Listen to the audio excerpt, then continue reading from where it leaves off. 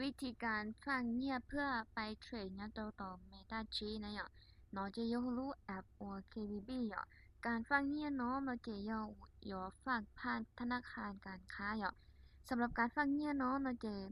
ทำ到能够มั่วว่า到ธนาคารที่แต่เนาะที่สามารถผ่านเพียงธนาคารการค้าเท่านั้นอย่างสำหรับการฟังเงียบเพื่อเข้าบัญชีเทรดเนาะจะจำเป็นอยู่ผูกบัญชีธนาคารเรายิ่งต่อเนี่ยอยู่ยิ่งสามารถที่จะโอนเงียซื้อเหรียญต่อนะแต่ชีมาบัญชีธนาคารที่ว่าก็โอนเงียมือเหรียญนะอยู่主要เป็นบัญชีที่ว่า要ก็ร่วมไปอ่ะชีซ้ำว่ารู้ต่อพี่น้องร่วมไปอยู่เนี่ยอยู่จีเลยอ่ะจะนั่งเนี่ยครอบครัวเลยอ่ะจะนั่งว่าอยู่เป้าอยู่ร่วมไปอ่ะวีเดียนี่กลายเป็นบุคคลที่สามเจริญยศสาเดียก็ย้ายตัวนักต้มตุ๋นเลยอ่ะเดียก็ย้ายตัวนั่งว่าสแกมเมอร์อ่ะเจริญยศมันก็บล็อกเทียเลยอยู่ชีซาเหรียญแล้วก็นะอย่าลืมนะเลยสำหรับการฝากนะเจไปกดที่ว่าบอนฝากอย่าไปกดที่บอนฝากกดไปที่บอนฝากนี่ว่าชื่อน้านอนแล้วนะซึ่งน้านอนนะเจก็สามารถว่าขอสุดๆเธอเจอยากว่าฝากด้วยบัญชีเงินกีบขอที่เจอยากฝากด้วยเงินดอลลาร์เจขอนอกก็จะไปลองฝากเงียด้วยบัญชีเงินกีบนะซึ่งการฝากเงียเนาะนะเจก็สามารถฝากขั้นต่ำ$9จุดนั้นเป็นจุดที่ว่านึกสะดวกที่นิยมอยู่ต่อไปอีกจะมองเลยไปจะว่าวัยรุ่นแต่ชินอยวิดีชิมองงมต่อไปคลิกเข้าไปนะจะเนี่ยมอขอแต่จำนวนเงินที่ว่าจำนวนเงินโอนเขานอกใจกูยอแล้วว่าคลิปเคลียร์ไปซื้อใจกูยอแล้วมือยอเหรียญแสนชีนะเขานอกใจก็อยู่จุดตั้งมือเทียเตีย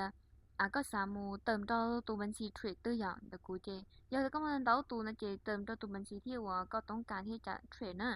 หลังจากที่ว่าก็เลือกบัญชีในการซื้อขายตายเจก็ไปเดาจำนวนเงินนะกูเดายาวแสนชีเจกดไปที่ขั้นตอนต่อไปนะ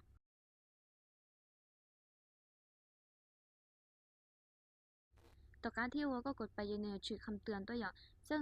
ถ้าว่าก็ละมุดโอนเนี่ยเท่าไหร่นะไอ้เราคำอธิบายนะซื้อจีบูชาวเดทเทรดได้เปลี่ยนซื้อบล็อกเกอร์เดี๋ยวตัวนั้นว่าก็มูเทรดนะระยะการพนันระยะแต่ท็อปอัพเกี่ยวกับไอ้เต้เขานอนนะเจเท่าก้าวก็เอาขึ้นไปเจนี่ชื่อของนอนนะเลื่อนรอเจนี่ชื่อนะเขาแล้วตัว QR ก็มัวก็จะต้องสแกนของ QR นอนนะระยะเดียแล้วก็ชีอิโลซื้อเจก็สามารถว่าแคปจอเนอะตัว QR นะเจจะไปสแกนแล้วก็ตัว BCL1 เจนะกูไลน์เหรอเทียนะเขาก็สแกน QR ตาเจก็มูเจ้าเตียโฟกัสหน่อยนะเพื่อเป็นการค่าเครื่องกินก็อยู่มาเคลื่อนไปนะต่อการที่ว่าย่อเตียก็โอนเนี่ยมันตลอดเลยนะเจก็มานี่ว่าบันทึกภาพหน้าจอที่ว่าแล้วเดี๋ยวบันทึกประวัติการโอนเนี่ยมันตลอดโอเคต่อการโอนได้จริงก็อย่างเราชื่อตอนนั้นนะน้องนะหลังจากที่เราก็มาการดำเนินการ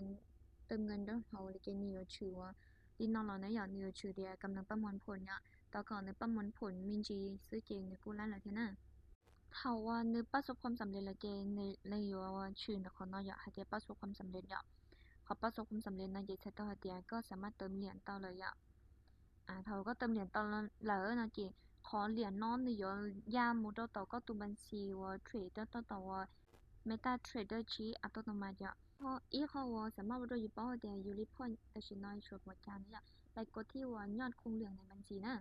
เจก็อยู่ปอเดียก็เลยเงียบหมดใจอยู่ปอตัวเต็มบัญชี